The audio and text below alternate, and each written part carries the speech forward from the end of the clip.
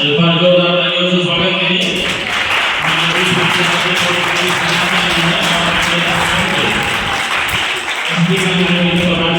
जोरदार तालियों से स्वागत करिए।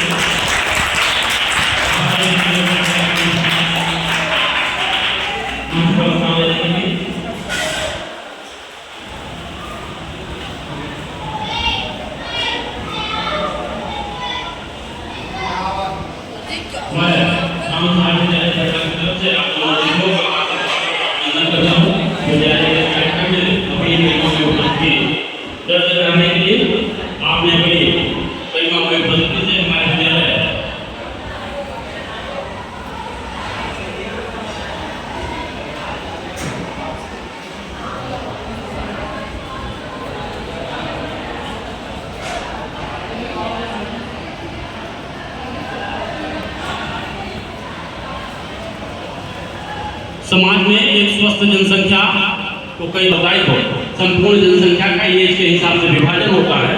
उसमें से वृद्ध जनों की जो जनसंख्या है एक तरीके से वो आश्रित जनसंख्या मानी जाती है हमारे युवाओं पर, हमारे भावी पीढ़ियों पर। और जब वो युवा थे तो उन्होंने अपने वृद्धों को इसी तरह से अपने भरण पोषण और अपने उत्तरदायित्व का हिस्सा मानकर उनकी सेवा की थी। तो वृद्ध जनों के प्रति हमारा जो कर्तव्य बोध है वो हमें प्रेरित करता है कि हम अपने वृद्धजनों को कितना मान सम्मान देते हैं, उनकी सेवा भाव से अपने कर्तव्य बोध को मानते हुए की तरह आगे बढ़ते हैं।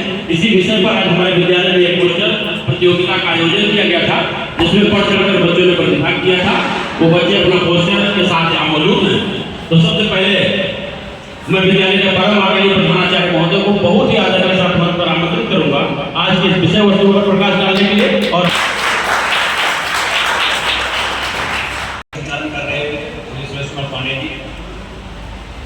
हमारे इस महत्वपूर्ण कार्यक्रम में उपस्थित हुई डॉक्टर विभा नागर जी और नीता जी। प्यारे बच्चों, ये जो कार्यक्रम आज का आयोजित किया गया है यह बहुत ही महत्वपूर्ण कार्यक्रम है। आपको अक्सर हम बताते भी रहते हैं, सभी साथियों को बैठ जाएं। जो बच्चे अभिवादनशील होते हैं, सबको नमन करते हैं, आदर देते हैं और वृद्ध लोगों की सेवा करते हैं, उन बच्चों की चार चीज बढ़ा करती हैं: आयु, विद्या, यश और बल। प्यारे बच्चों, आज का जो मुख्य एजेंडा है वो यही है कि हम अपने परिवार में अपने बाबा दादा बुजुर्गों की हम सेवा करें। वृद्ध जनों की करे जो सेवा पाएगा वो अद्भुत मेवा। क्या है? वृद्ध जनों की करे जो सेवा, बोलो, वृद्ध जनों की करे जो सेवा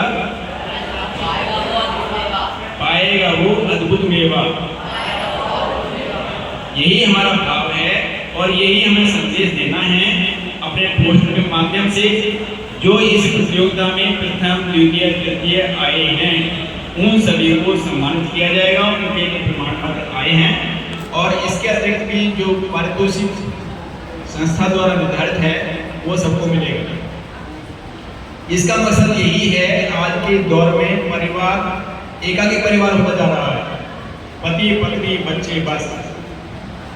जबकि पहले क्या होता था, गांव में पूरे परिवार होता था, उसी परिवार में बाबा दादा दादी चाची ताई बुआ मामा मामी सब लोग रहते थे।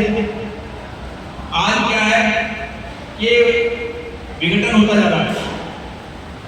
किसी बच्चा पढ़ कर निकल गया, शहर में आ गया, शहर में आकर के उसकी बीवी होगी, बच्चे होंगे, बस।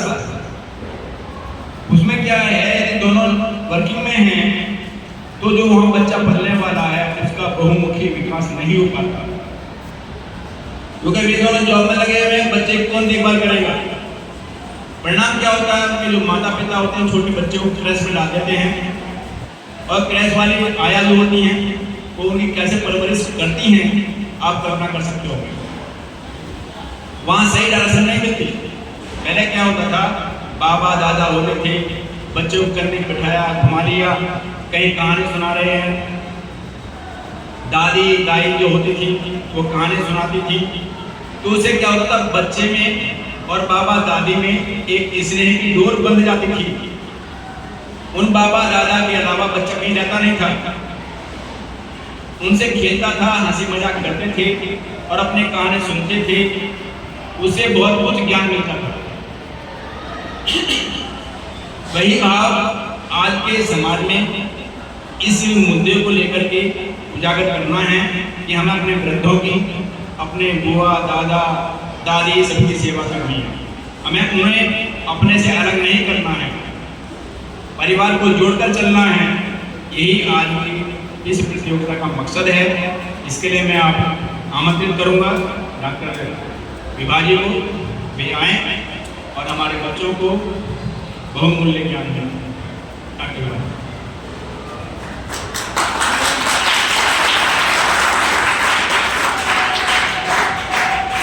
आदरणीय प्रिंसिपल महोदय, टीचर्स, मेरी कलीग डॉक्टर विनीता शर्मा जी और प्यारे बच्चों, सर ने सही कहा है कि आज का जो टॉपिक है वो बहुत ही इम्पोर्टेंट टॉपिक है। इतना इम्पोर्टेंट है कि सरकार भी अब ये जो वर्ग है वृद्ध विशेष, उस पर इतना फोकस करने लगी है कि सरकारी हॉस्पिटल्स में एक वार्ड बना दिया है सीनियर सिटीजन्स के लिए, और उनका मेंटल हेल्थ, फिजिकल हेल्थ अच्छा रहे, इसके लिए उन्होंने प्रोग्राम्स भी चलाए हैं। अभी तक हिंदुस्तान में कोई स्पेशलिस्ट नहीं हुआ करता था जीरियाट्रिक का, यानी कि सीनियर सिटीजन्स के लिए कोई स्पेशलिस्ट डॉक्टर नहीं था। जैसे पीडियाट्रिशियन होता है बच्चों के लिए, साइकेट्रिस्ट होता है मनोरोगों के लिए, है ना, ऑर्थोपेडिशियन होता है हड्डियों के लिए। तो वृद्धावस्था के लिए किसी का स्पेशलाइजेशन नहीं था। विदेशों में तो है, लेकिन भारत ने भी एक पहल करी है। आप लोगों की जानकारी के लिए मैं बता दूँ कि दिल्ली में जो एम्स इंस्टीट्यूट है, जो हॉस्पिटल है, उसमें अब एक विशेष ओपीडी वृद्धों के लिए होने लगी है, जिसमें यूरोलॉजी, मतलब पेशाब रोगी जो दिक्कतें हैं, किडनी रोगी जो दिक्कतें हैं, लिवर संबंधी जो प्रॉब्लम्स हैं, जो ऐसी हैं जो एज की वजह से ज़्यादा होती हैं, डायबिटीज़ है, उनके लिए एक अलग विशेष ओपीडी चलती है और वहाँ विशेष एक्सपर्ट डॉक्टर्स हैं। तो ये तो मैं इनकी इम्पोर्टेंस एक भौतिक रूप से बता रही हूँ, लेकिन अगर हम सामाजिक स्तर पर बात करें तो जो असली स्तंभ हमारे समाज के ढांचे का है, मजबूत जिसको हम कहते हैं युवा है। वास्तव में युवा है। जो हिंदुस्तान है वो युवाओं का देश है। एक टाइम पे चाइना युवाओं का देश हुआ था, और आज किसका है वो? वृद्धों का देश। आने वाले समय में चूंकि आज भारत युवाओं का देश है, तो आने वाले समय में भारत किसका होगा? वृद्धों का देश होगा, है ना। तो जो सबसे महत्वपूर्ण जो स्तंभ होता है वो होता है हमारे सीनियर सिटीजन। युवाओं में शक्ति बहुत होती है, एनर्जी होती है, जोश होता है ना। कहते हैं ना, जोश में होश नहीं होना चाहिए। काम करने की क्षमता, ताकत, रिस्क लेने का बिहेवियर। किसी ने आप ही लोगों के स्तर पर आके बात करती हूँ कि आम लगा हुआ है ना। तो जो बड़ी उम्र का होगा, जो टीचर्स होंगे, वो तो सोचेंगे यार तोड़े ना तोड़े, कहीं गिर तो नहीं जाएंगे, हड्डी तो नहीं टूट जाएगी। लेकिन जो बच्चे होंगे वो क्या करेंगे? बस आम दिखाई देना चाहिए और झट से जाके इसको तोड़ लेंगे। तो जोश तो है पर होश नहीं है ना।